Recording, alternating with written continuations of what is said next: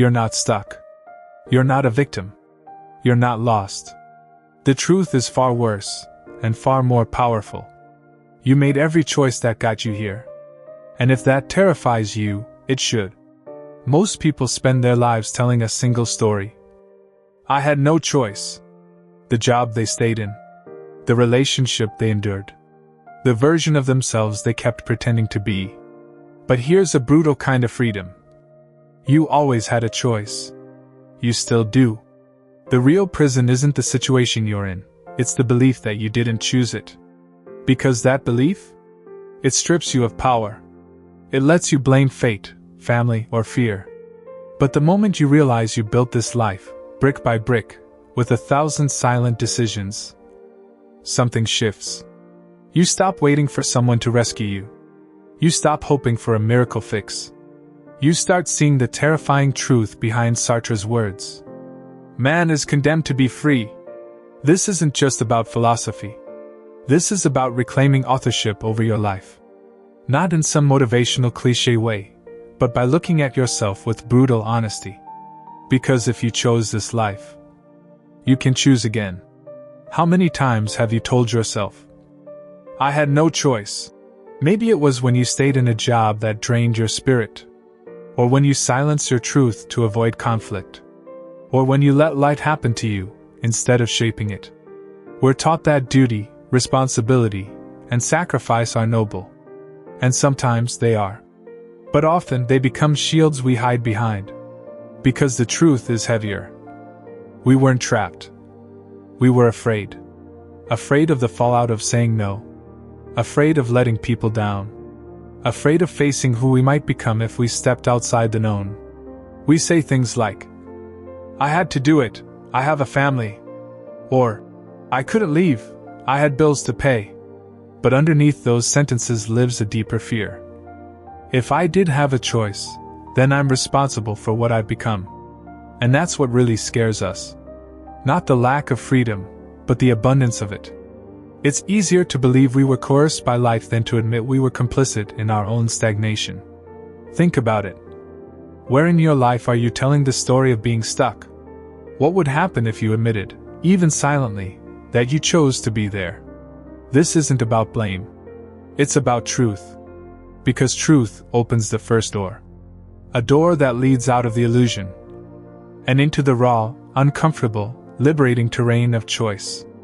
Jean-Paul Sartre once wrote, Man is nothing else but what he makes of himself. That sounds empowering, until you realize what it really means. No more scapegoats. No more bad timing. No more pointing fingers at your past, your parents, or your pain. According to Sartre, we are condemned to be free. It's not a gift, it's a sentence. Because with freedom comes absolute responsibility. Even when you thought you had no choice, you were still choosing. Choosing to stay. Choosing not to act. Choosing to let fear make the call. And here's where it gets uncomfortable. Even indecision is a decision. Even silence is a form of speech. Existential freedom isn't about doing whatever you want. It's about owning the fact that every single moment, you are creating yourself. And there's no one left to blame. That's where the terror comes in. Because if you can no longer blame the system, your childhood, or fate, then the mirror becomes the only place left to look. But maybe that's where the healing begins too. Because in that mirror, behind the weight of your past choices, is the quiet, undeniable truth. If I created this version of myself, I can create another. Ask yourself, where have I been handing away my freedom while pretending I never had it? What part of me is afraid to admit, I chose this? It's not about shame. It's about awakening. And awakening, as Sartre knew, is never comfortable.